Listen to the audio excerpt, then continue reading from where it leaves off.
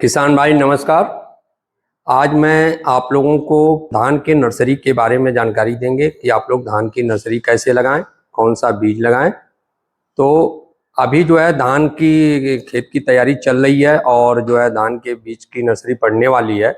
तो धान के बीज की नर्सरी डालने से पहले आप लोग सबसे पहले बीज चयन पर ध्यान दें कि आप लोग कौन सा बीज लगाएंगे, किस तरह का बीज लगाएंगे। उसके लिए प्रमुख 2-3 बातें हैं, जिसमें सबसे प्रमुख है कि आपके पास संसाधन क्या है, दूसरी चीज आपकी मिट्टी कैसी है, और तीसरी चीज कि आप कि यहाँ कहीं बाढ़ वाला पानी तो नहीं रुकता है या क्या नाम है बहुत गहराई वाली एरिया में नहीं है।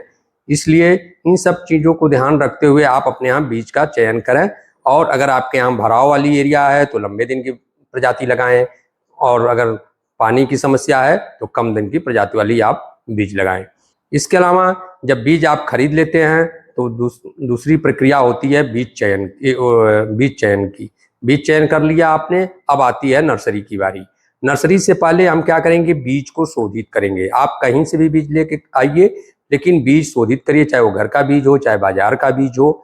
शोधित करने के लिए 2-3 बातों का विशेष ध्यान रखा जाता है। तो उसके लिए सबसे पहले हम बताते हैं कि किस किस चीज से आप बीज को शोधन कर सकते हैं।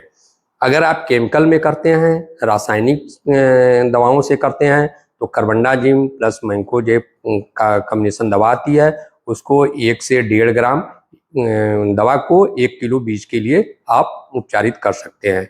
अगर आप ऑर्गेनिक करते हैं तो ट्राइकोडर्मा विरिडी 3 ग्राम दवा को या 3 ml दवा को 1 किलोग्राम बीज उससे शोधित आप कर सकते हैं।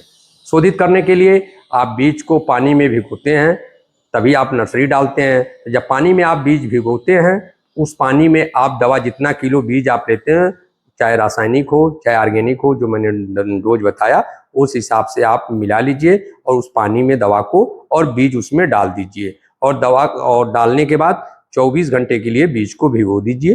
भिगोने के बाद आप जब 24 घंटे बाद उसको निकाल करके बीज को आप छाया में फैला दें और जूट के बोरे से ढक दें।